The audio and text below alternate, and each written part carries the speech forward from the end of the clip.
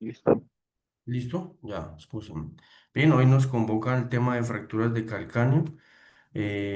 para considerar dentro de nuestro contenido, conocer algunas generalidades, anatomía y medidas radiográficas, las clasificaciones que se han expuesto durante el tiempo, definir el tratamiento de acuerdo a los abordajes,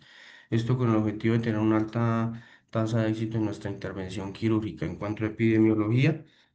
entonces consideramos que las fracturas de calcáneo pues van a considerarse,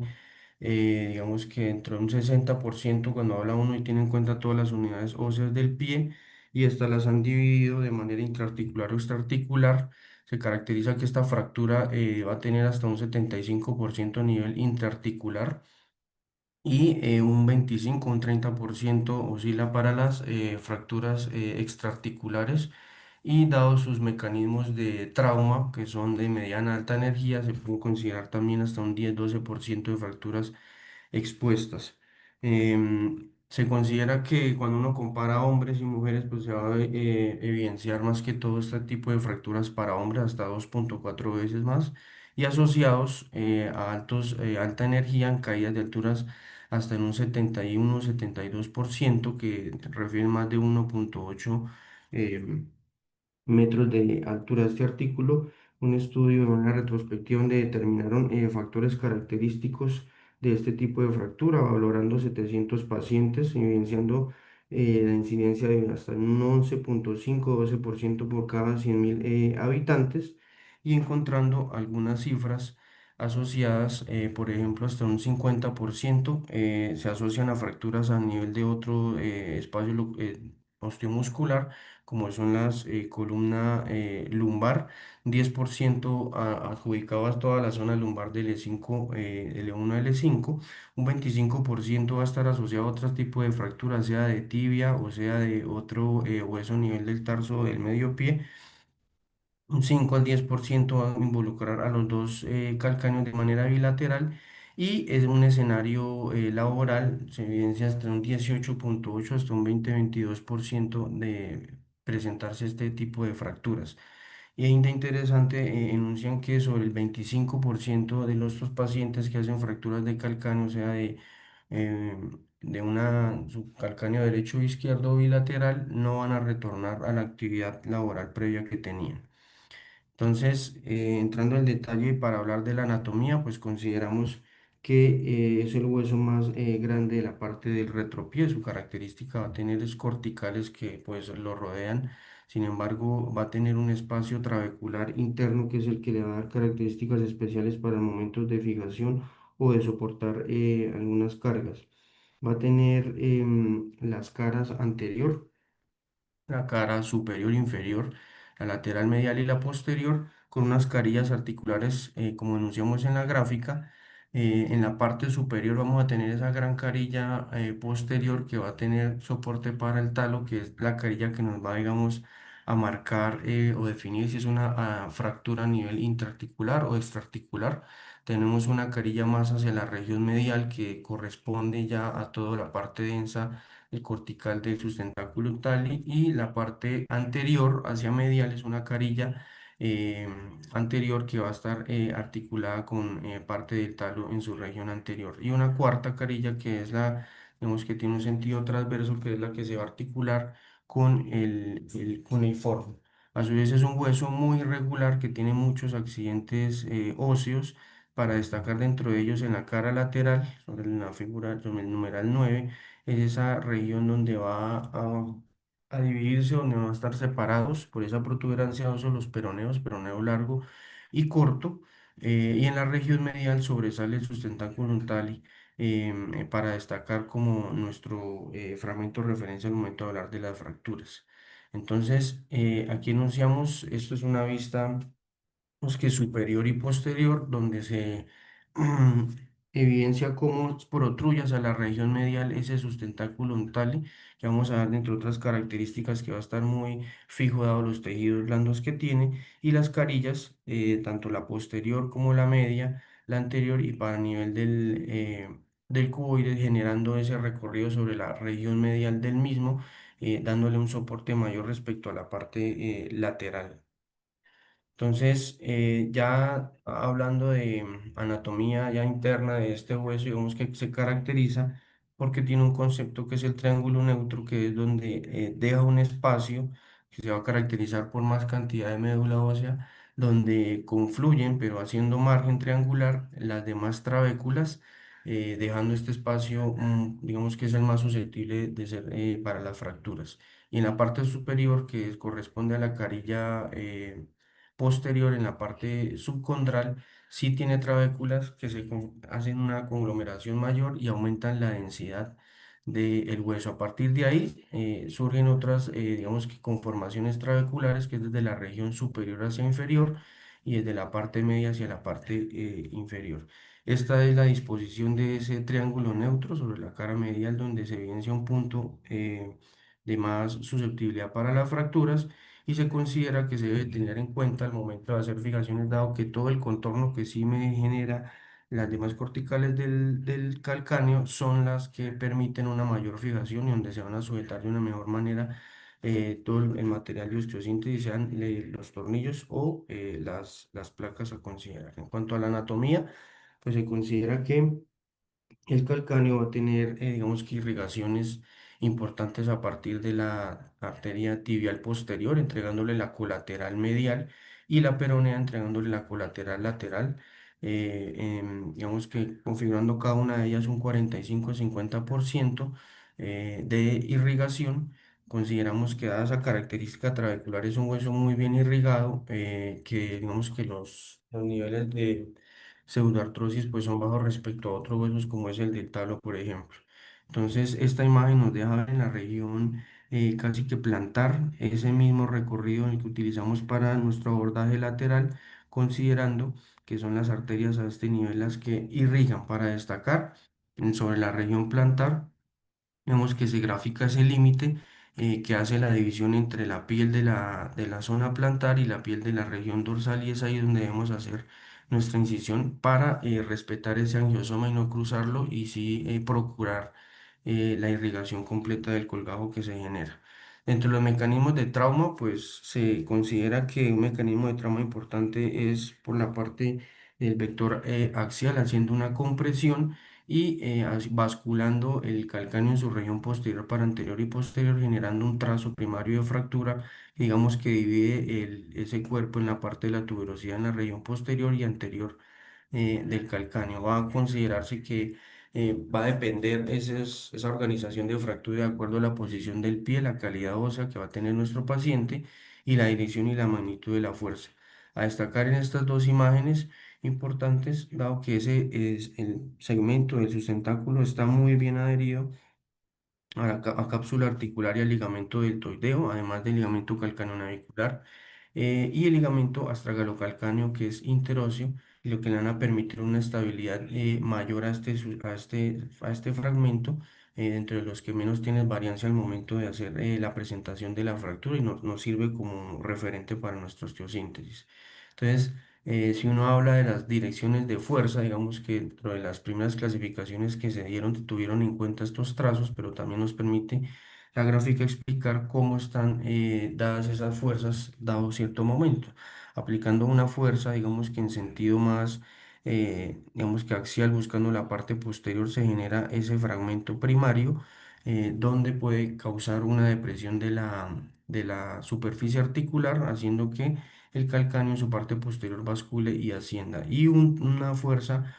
mucho más, digamos que vertical, lo que va a hacer es que ese fragmento primario va a traspasar hacia la región posterior, haciendo ya un trazo longitudinal, generando ya la división entre fragmentos de nuestro calcáneo.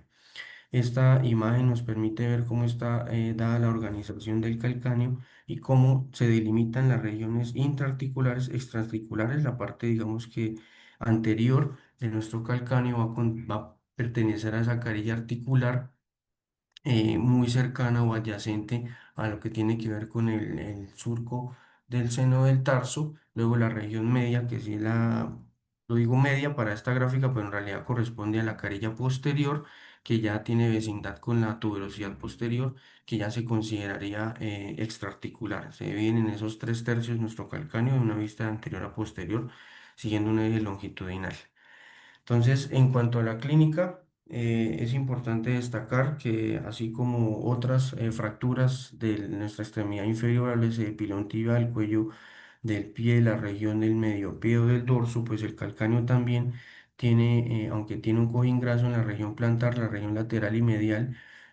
tiene poco tejido fibra adiposo, lo que lo va a condicionar a la presencia de frictenas, un edema, un hematoma muy evidente. En ese sentido, tenemos que tener en cuenta y fijar los tiempos para hablar de intervenciones quirúrgicas. Se considera que hasta en un 10% podemos tener un síndrome compartimental, el que se va a caracterizar por esa producción o aparición del dolor al momento de hacer abducción del artejo mayor respecto a los otros artejos. Ya nos haría sospechar de este escenario clínico que pues requiere una intervención urgente. En cuanto a la evaluación y diagnóstico para tener en cuenta, pues así como otras fracturas, la radiografía lateral nos entregan importante información después de hacer una historia clínica detallada teniendo en cuenta nuestros antecedentes del paciente, a lo cual se dedica y el mecanismo de trauma. Asimismo, vamos a ver que acompañan proyecciones axiales y oblicuas del pie y la tomografía en un corte axial y coronal. Como vemos en la radiografía, en la parte izquierda es un calcáneo que pues grafica muy bien sus siluetas sin ningún trazo de fractura, y ya en la de la derecha sí evidenciamos una fractura a nivel articular con una extensión en la región em, plantar. Entonces, para tener en cuenta, hay dos ángulos que nos permiten hablar de esa altura del calcáneo respecto a la superficie articular. Son el ángulo de Guisan y el ángulo de Beller. El primero, que es el de Guisan, es esa línea paralela a la faceta posterior, que hace una línea tangencial con el proceso anterior. Teniendo en cuenta esos tres puntos o reparos anatómicos señalados, lo normal es encontrarla entre un 95 a 105 grados. Y el de Beller, consideramos que es esos tres puntos anatómicos, teniendo en cuenta la parte más superior de la región articular posterior, uniéndose con la parte más superior o apófisis de la región anterior, trazando esa línea y luego confluyendo desde la parte posterior en la región más superior, llegando hasta la tuberosidad, que es la parte más alta que tiene la tuberosidad. Este es un ángulo que digamos que se considera normal dentro de los 20 y los 40 grados, y nos sirve al momento de hacer nuestra restitución de la superficie articular, considerándose datos importantes en él para destacar, por ejemplo, que inferiores a 15 grados se consideran de manejo quirúrgico. Esto sería el ángulo de Beller, que va a tener una presentación en disminución cuando tenemos una fractura con depresión de la zona articular. Y el de Guisan sí aumenta, refiriendo a su valor superando esos 105 grados, evidenciando también esa depresión de la zona articular.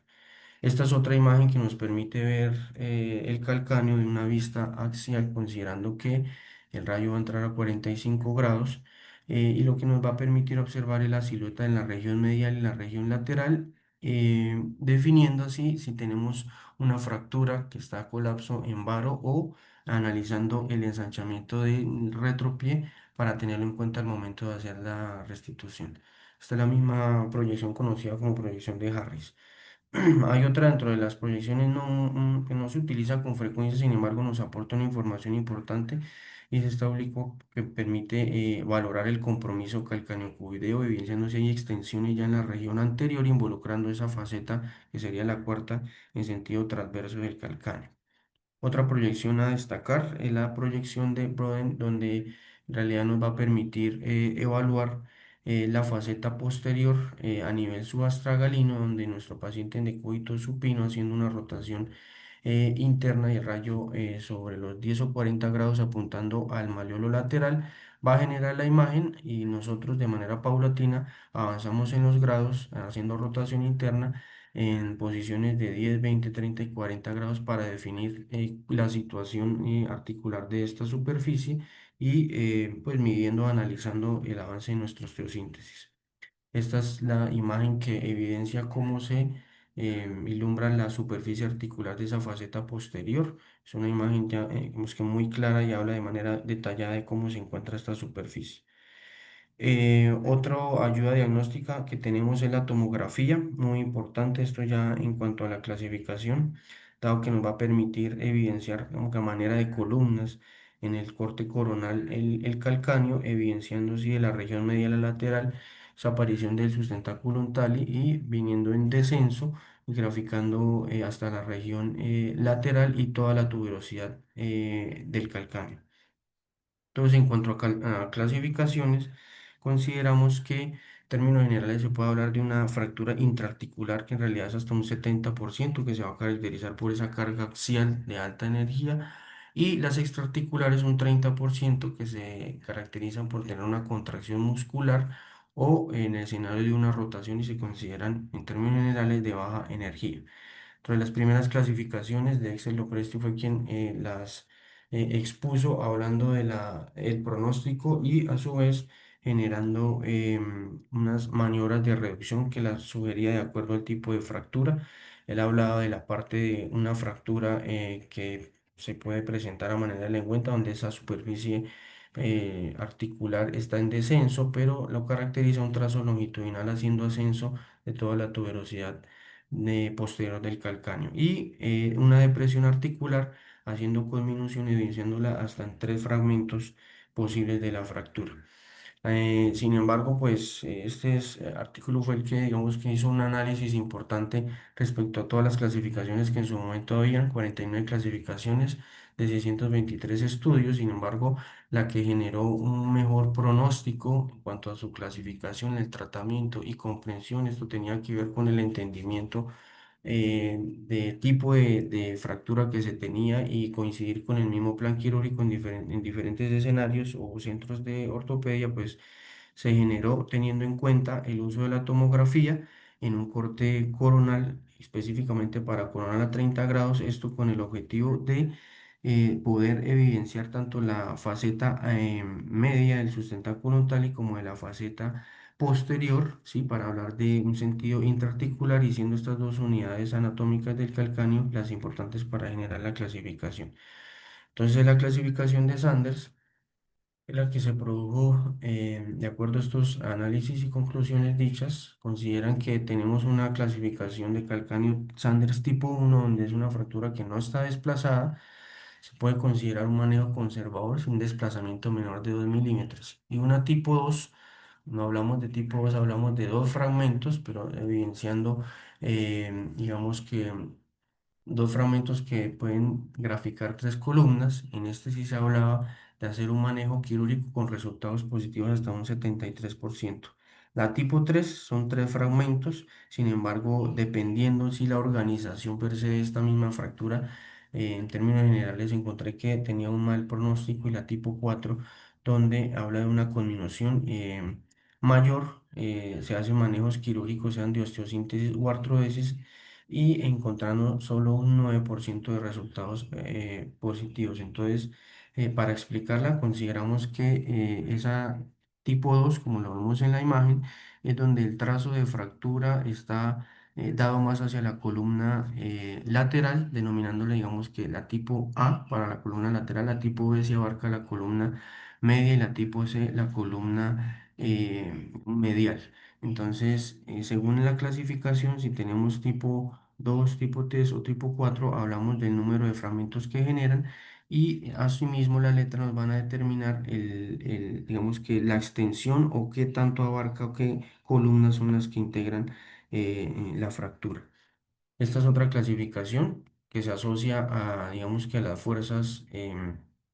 que se somete el calcáneo explicadas previamente, donde encontramos que él las definió en dos escenarios, un escenario de acuerdo a la depresión articular y un tipo de escenario en cuanto a la fractura tipo lengüeta que consideramos que en su parte, digamos que más anterior, hablando de la fractura, se puede encontrar a nivel articular, pero cambiando la configuración del calcáneo en la región posterior, exigiendo un cierre de esta misma.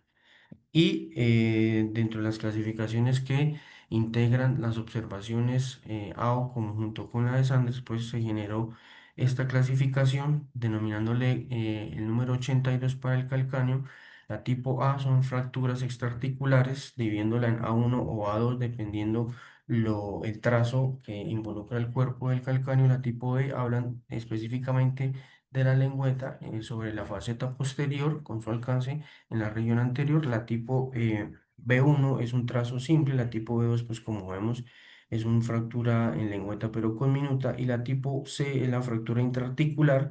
que se correlaciona con la clasificación de Sanders, si es C1 para Sanders 2, C2 si es Sanders 3 y C3 para Sanders 4. Bien, para hablar de tratamiento, pues consideramos que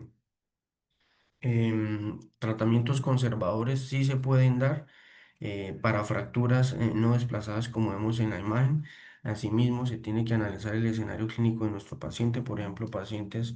con alguna enfermedad sistémica que condicione su deambulación o su marcha próxima, niveles extraarticulares y que no superen el varo o el valgo menores de 10 grados se considerarían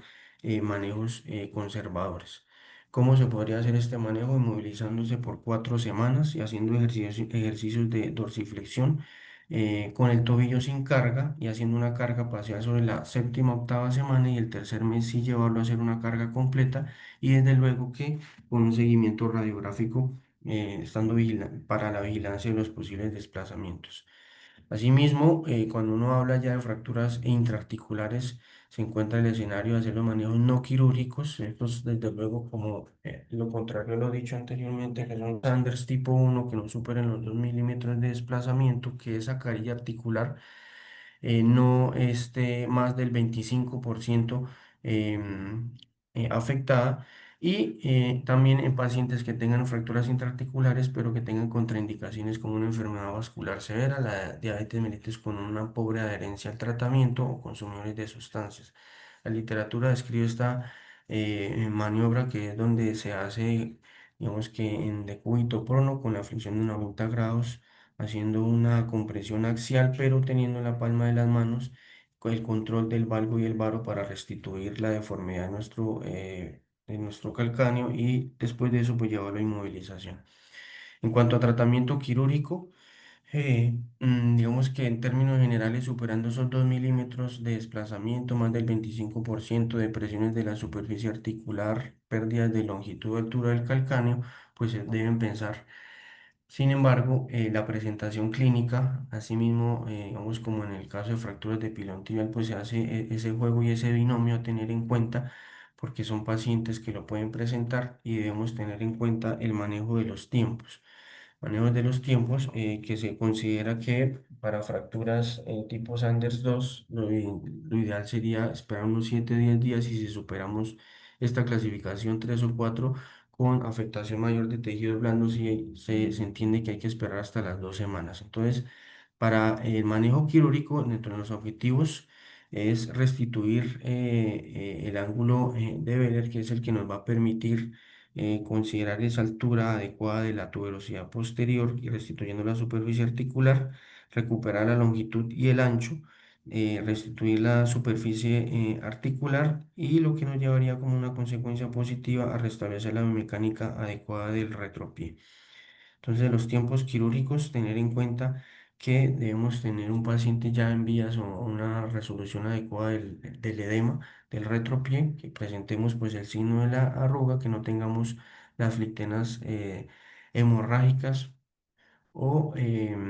con signos clínicos de una posible infección, y se considera ese tiempo de ventana entre los 7 y los 14 días. Vemos en la imagen cómo, superado este tiempo, en la imagen B, que es la de la derecha, sí se evidencia a nivel de la anatomía de superficie todos los pliegues cutáneos, y podemos hacer ese contacto entre el pulgar y el índice para determinar que el edema se corrigió. En cuanto a los abordajes del calcáneo, digamos que están dados para la parte medial y lateral. Para la parte medial está, digamos que muy bien descrito para fracturas del sustentáculo tal, es decir, esa región medial o columna medial involucrada, que entre otras cosas es una fractura poco frecuente respecto a las otras. Se consideraría en la clasificación una Sanders 2, y digamos que a tener en cuenta, porque la literatura lo describe, que son fracturas, como vemos en la imagen señalada con la flecha roja, son fracturas que no evidencian un trazo importante o que permitan determinar con la seguridad completa, evidenciando esta tipo de fractura. Entonces, en ese sentido, sí debemos hacer muy bien un análisis de todas las proyecciones previamente mencionadas para determinar esta fractura. Este abordaje, desde luego que se hace por la región medial, teniendo como reparos el maleolo medial en su parte inferior y el escafoides para hacer una unión entre estos dos, digamos que reparos anatómicos y generar nuestra incisión. Lo ideal de él es que es llevar hacia la parte inferior y posterior del tibial posterior para evitar la irritación del paquete que pasa por esta zona. Entonces, es un abordaje que está más que todo para las fracturas del sustentáculo ontal. Avanzando, este es de los abordajes, digamos que más conocidos y que ha tenido, pues, últimamente controversia por los escenarios,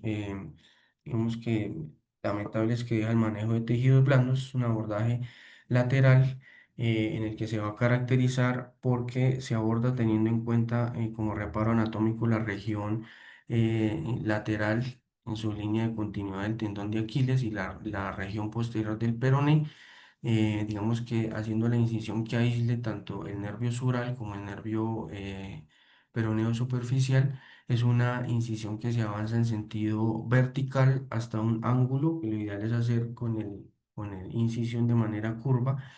El límite va a ser ese cambio el tipo de piel en cuanto a la zona plantar y dorsal, y se avanza hacia la base del quinto metatarsiano, como vemos en la imagen, haciéndolo incurvado hacia la parte superior.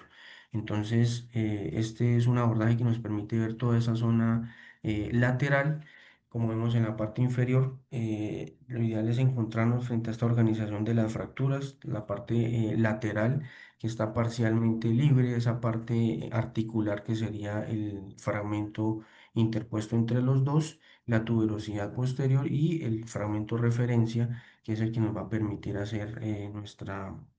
inicio de osteosíntesis. Entonces, este abordaje, dentro de las cosas que plantea al momento de tener en cuenta la técnica, es hacer uso de pines para que tengamos el menor posible contacto de los tejidos o el borde de este colgajo. Lo ideal es, digamos que implantar o hacer sujeción con pines a nivel del peroné, del talo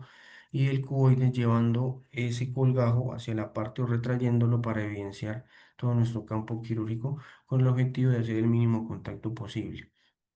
Esta imagen nos permite ver las dimensiones y cómo sería un ideal de la incisión de la parte lateral. Recordamos que es respetar esos angiosomas de la región en donde se inicia la parte dorsal del pie respecto a la plantar, con el objetivo de tener un cierre adecuado de la herida. Y evidenciamos en esta cómo los pines ayudan a hacer un despliegue mayor del colgajo, evidenciando toda la superficie articular y todas las unidades de fractura que tenemos. Entonces, el lado expone, cuando se utiliza este abordaje, tener este consecutivo de la osteosíntesis, donde fijamos un channel en la región de la tuberosidad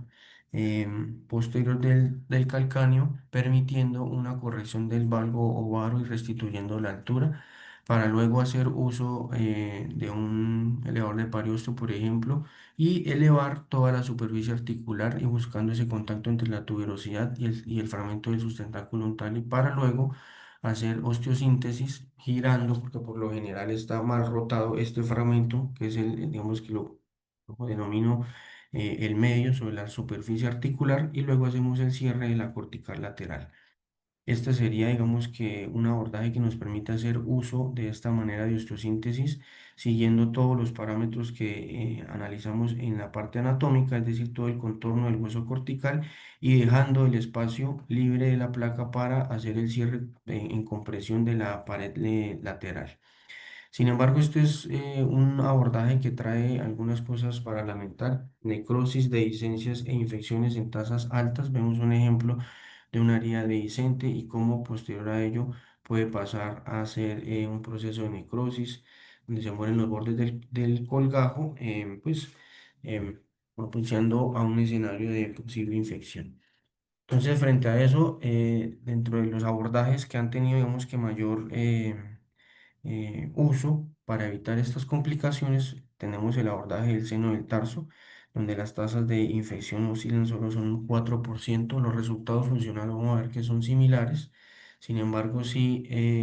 está dado más que todo para trazos menos complejos, una Sanders 2, una Sanders 3, dado que el campo quirúrgico, como vemos, es limitado y sí exige una experiencia del cirujano técnicamente muy exigente para conseguir una osteosíntesis satisfactoria. Entonces, como reparos anatómicos es posicionarnos sobre el maleolo lateral, avanzar solo 1 centímetro inferior a este y hacer una incisión de 4 centímetros que nos lleven a la dirección de la base del cuarto metatarsiano. En algunas ocasiones hay una variante que se ha extendido y es llevarlo hacia la articulación calcáneo-coidea, perdón, cuando evidenciamos trazos de fractura articular a este nivel. Aquí evidenciamos rápidamente cómo se hace esa incisión teniendo como punto de reparo el maleolo lateral, avanzando hasta el cuboides, y como nos deja ver de una manera muy clara la superficie articular posterior a hacer el levantamiento de la incisión de los ligamentos a este nivel. Entonces, teniendo en cuenta este abordaje, esta es una de las técnicas que podemos utilizar. Es un abordaje que vemos que en nuestro imaginario previo al momento quirúrgico debemos tener en cuenta esta organización de fracturas. La número 4 es esa que nos va a dar nuestro norte, es el sustentáculo tal y como el reparo, el fragmento de reparo de referencia. Luego, identificados esta organización, lo que se puede hacer es muy similar en el abordaje lateral, hacer la restitución de la altura y la corrección del valgo y varo de la tuberosidad posterior con la finalidad de rotar nuestro tercer fragmento y cerrarlo con el de la cortical lateral. Entonces, este abordaje sí tiene un desafío y es que cuando hablamos de a nivel del seno del tarso, pues hablamos del sustentáculo tal y sobre su parte inferior recordar que tiene el paquete neurovascular tibial posterior que pasa y circunda por este lado, así mismo como el tendón del flexor largo del dedo lalux. Lo ideal es que al momento de hacer la osteosíntesis de este fragmento, pues tener en cuenta estas presencias anatómicas y vemos que frente a eso es un desafío, dado que este artículo nos documenta en estudios cadavéricos que hasta un 25% posterior llevados a osteosíntesis se encontraron tornillos intraarticulares. La imagen aquí de la derecha nos deja ver esas zonas más difíciles y más críticas al momento de fijar nuestro tornillo, es decir, la zona anterior y la zona superior son las más, digamos que susceptibles de tener este tipo de lesión, para la zona inferior y posterior sí son zonas más seguras. En ese sentido, ese mismo estudio determinó que lo ideal es manejar por debajo de la zona subcondral de esta región del sustentáculo tali, estar por debajo de un 15 milímetros para garantizar que no estamos a nivel articular ni con posibles lesiones neurovasculares, promediando 40 milímetros de largo y en una dirección de llevarlo de medial a caudal y anterior. Entonces, cuando uno compara estos dos abordajes, encontramos esta serie de estudios en los que evidencian cuáles son, digamos que los puntos positivos y negativos. En términos generales, se considera que hay resultados clínicos similares o mejores cuando se hace uso de el seno del tarso. Significativamente hay menos complicaciones, asimismo cuando se hace abordaje del seno del tarso, y vemos que hay algunos estudios que reportan que la misma calidad la va a tener en cuanto a la reducción haciendo cualquiera de los dos abordajes. Sí me va a entregar, digamos que una mejor observación y garantía de restitución del ancho del calcáneo, el abordaje lateral extendido y una mejor corrección del ángulo de Euler. Y asimismo, en metaanálisis en conjunto, digamos que van a favorecer, de acuerdo a estas características previamente dichas, el uso del abordaje del seno del tarso. Otra de las maneras de solucionar nuestras fracturas es de manera percutánea, sin embargo, es una técnica muy exigente,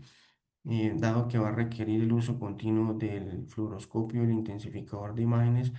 para, digamos que de manera muy externa, restituir la altura y el valgo del calcáneo. Sin embargo, pues se consideran en fracturas que son tipo Sanders 2, donde el trazo involucra más hacia la parte del cuerpo y tuberosidad, haciendo garantía de la osteosíntesis con el uso de tornillos que avancen de posterior a anterior. Eh, Otro tipo de fractura y abordajes que tienen el calcáneo es cuando hablamos de fracturas tipo lengüeta o en pico de pato, donde se asciende parte superior de la tuberosidad.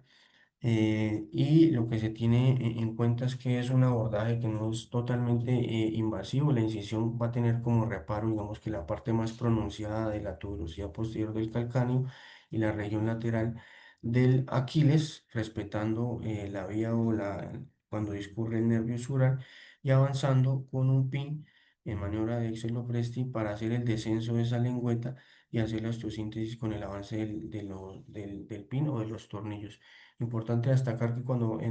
tenemos estas fracturas en un escenario de urgencia, lo ideal es fijarla porque esa prominencia en la región superior y posterior va a ser un punto de presión para el Aquiles y la piel, y desde luego que se puede exponer. Entonces, escúchenme acá. Otro de los escenarios es la artrodesis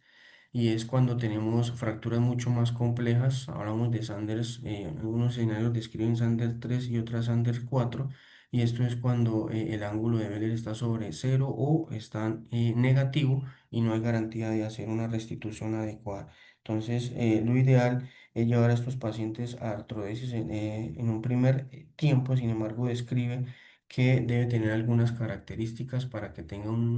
una, retorno laboral o una adecuada resolución en la fase de la rehabilitación.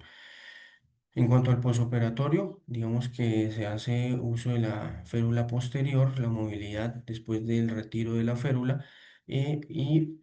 teniendo una carga parcial de 8 a 12 semanas y una actividad en impacto después y de los 4 a los 6 meses. En pronósticos, se considera que hay pronósticos positivos si nuestro paciente es joven, si es mujer, si hay una reducción anatómica adecuada y si hacemos restitución adecuada del ángulo de Wheeler que no tengan asociación para hacer compensaciones laborales, dado que condicionan el desarrollo de la rehabilitación y desde luego que menores clasificaciones de Sander van a tener un mejor pronóstico. Malos pronósticos, tabaquismo y también el escenario de la obesidad está asociado. Y complicaciones dentro de las tempranas, de acuerdo al abordaje utilizado un 14% para necrosis o la disencia de la herida, pérdida de la altura de ensanchamiento cuando no se cumplen los principios de restitución de la misma dolores crónicos, infección y si está en un escenario clínico de diabetes o consumo del tabaco para complicaciones tempranas y tardías. Si tenemos malas uniones, sin embargo, son tasas menores, mala reducción articular que me podría llevar a una artrosis subtalar y por dolor llevar hasta un 11% de nuestros pacientes para hacer retiro del material. Gracias.